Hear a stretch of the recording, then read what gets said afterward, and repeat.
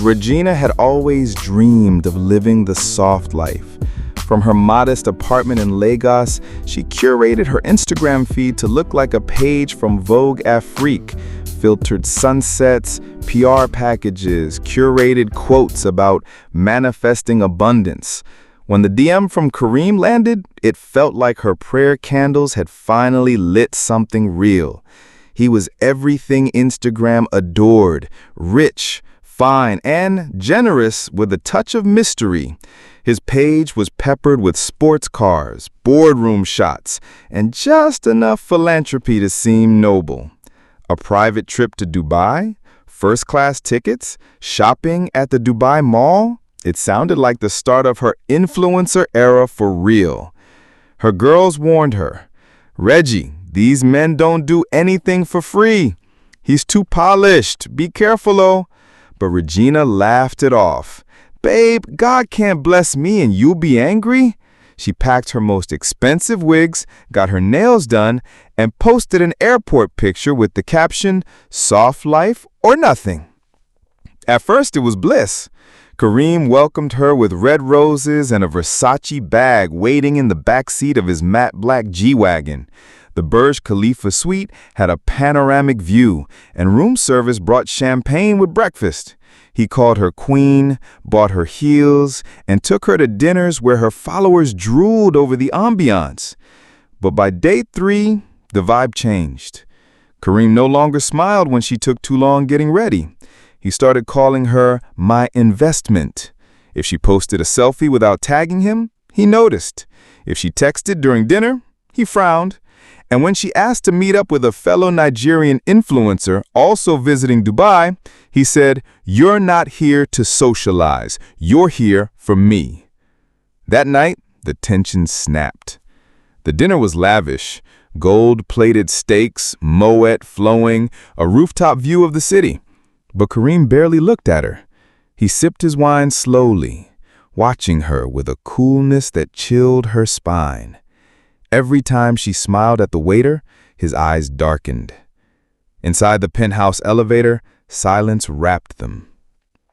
Regina leaned against the mirrored wall, scrolling through her DMs like a lifeline. Suddenly, Kareem stepped in front of her. His cologne clouded the air. "You think you're smart?" he asked quietly. "What?" She blinked, confused. He moved closer, placing a heavy hand on her thigh, just under the hem of her silk dress. She froze. His touch wasn't tender. It was a reminder. "You owe me for this life," he whispered into her ear, voice like a knife in velvet. Her breath caught. The elevator kept rising, too slowly. Her mind raced. She wanted to scream, to push him off, but she was alone, thousands of miles from home, and the man in front of her held all the cards, the passport, the power, the penthouse. The golden trip had become a trap, and Regina, for all her soft life dreams, had walked right into it. The elevator doors slid open with a cruel hiss. Regina stumbled out, her heart hammering, but Kareem only smirked and walked ahead like nothing had happened. She didn't sleep that night. She locked the guest room door, wedged a chair under the handle, and stayed up clutching a decorative lamp like a weapon. Her phone, gone. Her passport, missing. And Kareem's voice echoed in her skull. "You owe me for this life." She never saw the drug coming. It was probably in the juice at breakfast, sweet mango with a bitter twist. The last thing she remembered was Kareem smiling from across the table, then the floor rising to meet her. When she woke up, the world had changed. The air reeked of animal waste and dry heat. Coarse straw clung to her skin. Her lashes fluttered open, and she screamed. She was inside a metal cage, dumped like livestock. The floor was layered with camel dung and sand. One side of her wig, it matted to her scalp. She was barefoot. The chain-link bars reached up to the sky, casting sharp shadows over her like prison tattoos. Outside, tourists gathered in sun hats and linen. They pointed phones at her. "She's real?" someone asked. "She's beautiful," another said, snapping pictures. Then Karim appeared, hands behind his back, grinning like a zookeeper. "My little wild African girl," he called out. "Untamed. We're teaching her manners." They laughed. She didn't. Regina rattled the bars. "Karim, you're sick! Let me out!" The guards didn't even flinch. Days melted together. She stopped counting. Her tongue stuck to the roof of her mouth from thirst. A guard would toss a water bottle now and then, sometimes full, sometimes half empty. No one spoke English around her anymore, just Arabic, smirks, and mocking glances. Regina had once sold the dream of freedom, of flying high on brand deals, travel vlogs, and empowerment quotes. But here, her online clout meant nothing. She was another possession, a sick punchline to Karim's power trip. At night, it got worse. He came alone sometimes, sitting by the bars. His eyes scanned her like she was prey that still had too much pride. "You think this is beneath you?" he'd whisper. "You think a few followers make you untouchable?" She never answered. Silence was her only rebellion. Until that one night. The moon was high. Cool wind swept across the sand. She lay curled up when the cage door screeched open. 2 guards hauled her out. She struggled, but exhaustion made her limbs heavy. Karim stood waiting. "Let her go," he ordered. They obeyed.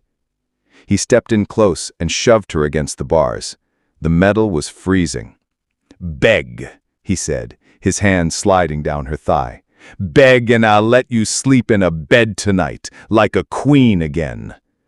She looked up, trembling, but not from fear.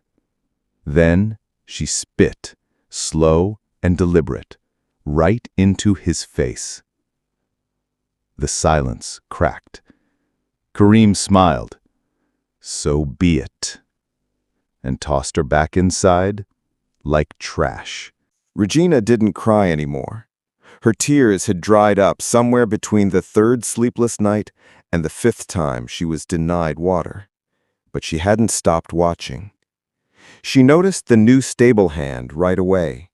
Young, tall, skin dark like roasted coffee, with sharp cheekbones and a permanent frown. He moved with silent purpose, but something in his eyes lingered, especially when he thought no one was watching. That night, as moonlight sliced through the cage bars, he returned alone. He knelt beside her cage and whispered, "Don't scream." Regina flinched, but her instinct said, "Stay still." A flask slid through the bottom corner of the bars. Water, real water.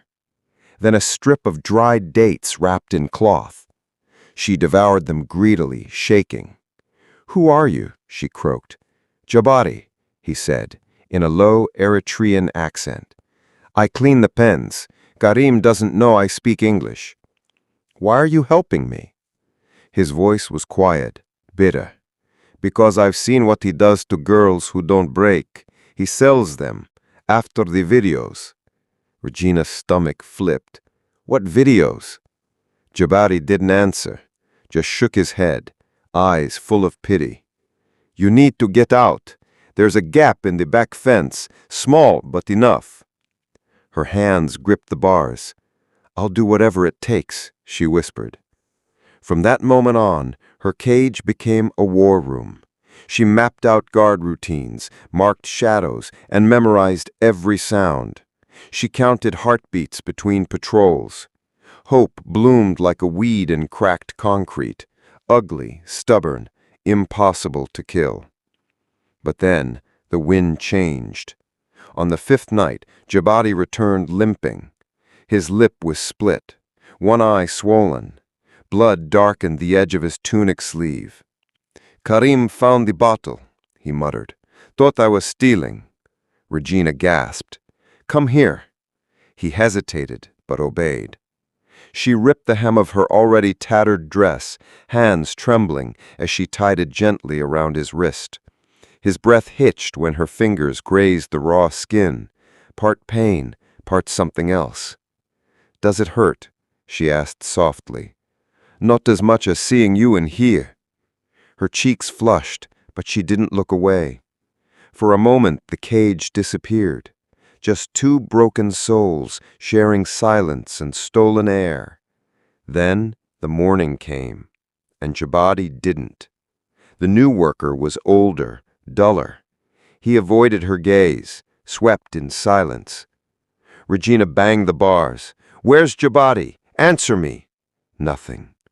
Her voice cracked, and with it the hope she'd been feeding like a secret flame. That night, her cage felt smaller. The sky seemed farther away. When Karim returned, he was alone. "You miss your little stable boy?" he asked, voice like poisoned honey. Regina didn't reply. He smiled and tossed something at her feet. It was the blood-stained strip of fabric she'd wrapped around Jabadi's wrist. Her hands clenched. Her soul didn't. Jabadi gave her light, and now she'd use it to burn this place down. They dressed her like a goddess. Not a real one, more like a fantasy crafted by the male gaze, meant to be devoured by eyes, not worshipped. The sheer gold gown clung to Regina's skin like heat. No underwear, no dignity. Her nipples pressed against the fabric like punctuation marks in a twisted sentence.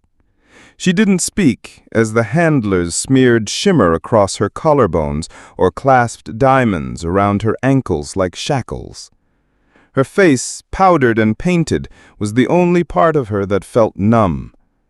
When she caught her reflection, it wasn't her staring back. It was a product. The doors to the banquet hall opened to gold chandeliers, Arabian jazz, and a sea of wealthy men and women. Karim greeted guests like a proud merchant. His robe glistened under the lights, his smile wide, his charm rehearsed. The crowd silenced when the spotlight hit Regina. "Gentlemen and honored guests," Karim said, voice echoing, "tonight a rare jewel stands before you. Fierce, beautiful, untamed.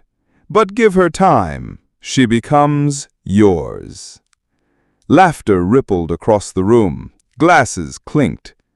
"She's African, Nigerian," he added. "Social media darling, 200,000 followers, but tonight, she's one of a kind." Bidding began like a joke. 50 grand, 80, 120. Hands raised, phones scanned her body like she was on display at an NFT gallery. Regina stood still, eyes straight ahead, refusing to give anyone the satisfaction of her fear. But her heart slammed inside her ribs like it wanted to run without her. So, she did it. She ran. No signal, no warning, just a burst of adrenaline and the barefoot slap of feet on marble. Gasps filled the room. A server shouted. A wineglass shattered somewhere behind her. Then, impact. She was tackled by a man in a velvet blazer. He reeked of stale champagne and expensive cologne. He grunted as he pinned her to the cold floor, his grip rough, his hands roaming like he already owned her. "Feisty one," he chuckled. "You'll learn. They all do." She squirmed and kicked, but he only pressed harder until guards pulled her up by the arms. Regina's knees wobbled. A new man stepped forward. He was older, bald, white, wearing a custom suit with gold threads woven into the lapels, rings on every finger. He smelled of mint and money. He cupped her chin with 2 fingers, forcing her to look up. "You'll learn to enjoy this," he said, soft like a lover, cruel like a butcher. His thumb brushed her lip. Her whole body tensed. Somewhere across the room, Karim was watching, sipping from a crystal glass, eyes twinkling like this was all performance art. They dragged her toward a private chamber. Cheers echoed in the background. Regina closed her eyes, but not in surrender. Inside, something shifted. A seed, a spark, a scream buried under grit. They'd mistaken her stillness for weakness, but she wasn't quiet because she was broken. She was quiet because she was waiting. Before we continue with this story, kindly subscribe to the Amebo Storyteller to get more interesting stories like this. Don't forget to drop your likes and engage the comment section. Salt clung to the air like memory. Regina's eyes opened to softness that mocked her. She was no longer in a cage, no longer hearing laughter or camel hooves, but this was worse. The walls were white, too clean. The room was silent, too quiet. Somewhere, faintly, waves slapped against steel. She sat up slowly, every inch of her body stiff. Her ankles were sore, her mouth dry.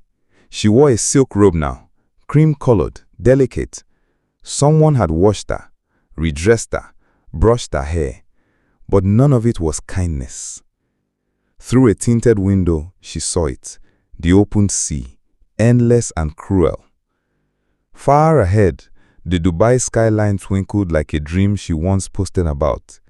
Skyscrapers rose like glass scuds, but they were distant now, out of reach. She was on a yacht, alone. Luxury had never felt more suffocating. A marble counter held a gold wine bucket, untouched strawberries, and a folded towel embroidered with her initials. Her initials. Regina staggered to her feet and stumbled towards the door. Locked. Her knuckles tapped gently, then harder, then louder. Panic boiled over as she screamed, kicked, cursed, but the door didn't care. Nothing answered back. The room absorbed every sound and buried it. In the corner, a camera blinked red. Then came the voice. She heard it through the walls. Calm, male, American. She's still resisting. A pause. Use the needle. Click. Regina's scream caught in her throat. Her stomach twisted. Her legs gave way beneath her, and she dropped to her knees, fists pounding the floor until her skin split. She wasn't being held for ransom. She wasn't part of some negotiation. She was inventory. Her breath turned shallow. She clawed at the walls, pressed her ear to the door again. Nothing. Only water. Only silence. She ran to the window and banged on the glass until her hands went numb. The skyline twinkled in the distance like a cruel joke. No one could hear her. No one would come. She thought of her last Instagram post, the airport photo, captioned, "Soft life or nothing." She remembered the comments, the fire emojis, the DMs she never opened. All of it felt like echoes now. Shadows of a girl who thought she was stepping into her destiny. But soft life had turned to hard truth. She turned back to the bed. Something shimmered under the pillow. A syringe, still capped, a quiet threat, or maybe a promise. A minute passed. Then the door clicked, opened. Two men entered, black suits, black gloves. Regina opened her mouth, but the scream didn't come, just a whimper swallowed by the hum of the yacht. She was lifted, gently, like a doll. Her last view was the ceiling, cold and polished. No fingerprints, no proof. No justice. There were no news reports, no hashtags, just another missing girl with a silenced timeline. The sea kept her secret, Dubai kept its skyline. And Karim? He scrolled through new profiles, looking for the next soft life. If you enjoyed listening to this story, do well to subscribe the Amebo Storyteller channel. You can also put on your notification so you'll be the first person to know when an interesting story like this comes out.